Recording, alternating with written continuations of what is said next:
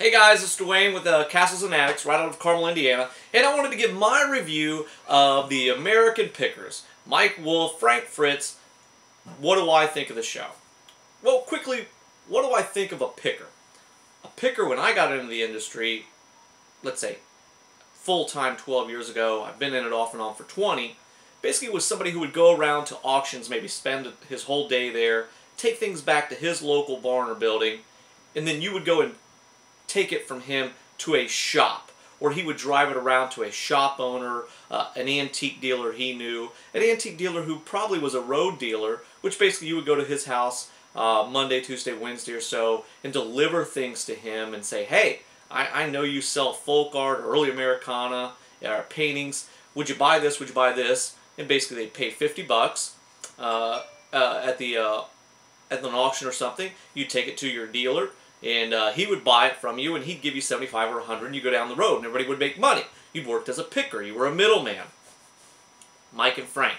Well, they've kind of evolved, don't you think? They've kind of evolved into more of a retail shop. I'm sure you go into their shop, they have this nice building, and you're driving along, and you're like, hey, those are those guys on television. And you walk in, there's a slot machine for $2,300, and to you as a retail buyer, it's $2,300, or maybe I might walk up and go, hey, what's your dealer price? Now, if I become a regular, I'm sure they give me a better one. Give me $14, Dwayne, $1,500 for you today. And that leaves me some room. That's what a picker does. They're the middleman. They went out, they found it, they brought it back, and they sold it for somebody retail. These guys, I'm sure they're working more of a retail, more power to them. They have every right to. You know, the building wasn't there before the show. I'm pretty sure all of it kind of came together. They went, wow, we've got this show, and we need a good building now. We need a nice avenue. We probably need a nice receptionist, somebody to deal with these kind of things for us so we can be out running this program. And then Danielle came along. And you know what? For me, I have no problems with all that. I think it's great. I think they did the American dream, build a business. They've worked hard at it and have great success. Some of the other things I wrote down that I really like, you know, that they show their mistakes. They've shown their buying of education. Frank, buying that car in the middle of the basement, you know, would $5,500 buy it? Okay. And you think, no! Like you're not surprised that it's only worth $3,000. But you know what? That's okay. That's the reality. That's what happens to me. I've shared it on here before. I've bought an education. I've gone out. I've spent hundreds of dollars on something. I've come back and found out it's worth 10. It just happens. And so I'm really glad to see that in television. I'm glad to see them buy some mistakes, pay too much for some things. I'm glad to see them get into some place and spend $6,000 on a car and get back and find out it's worth $8,000 or $10,000. I think that's really cool, you know, and good for them. I'm sure they always didn't work at that profit margin.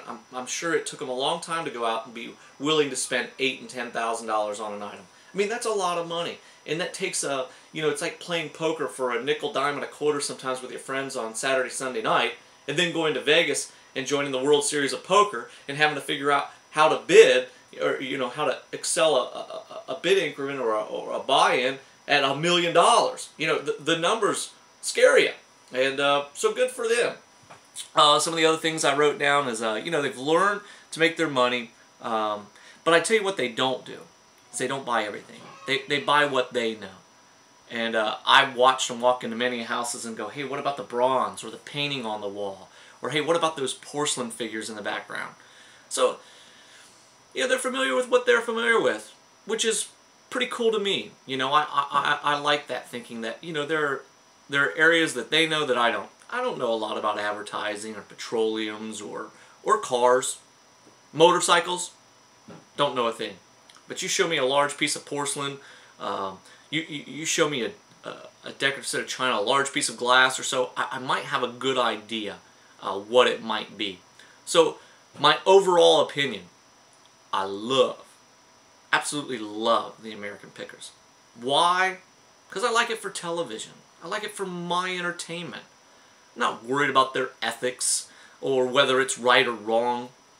I'm enjoying watching these two characters ride down the road, talking about eating bean burritos, or, hey, who's hotter? Or Remember in 8th grade when you used to date Shelly Mackey and she had those braces? You know, I love those stories. I love two guys spending their life together and we watching them for a half hour on television on a Monday night. I think it's cool. I think it's great television. I think it's very entertaining. The historical value. I love the way they edit it, and then they make them stand there and say, "Hey, the Bob and Job Company were in business since 1911, selling widgets for 33,000 people a year." You know, all that stuff is given to them by a director, but that's cool.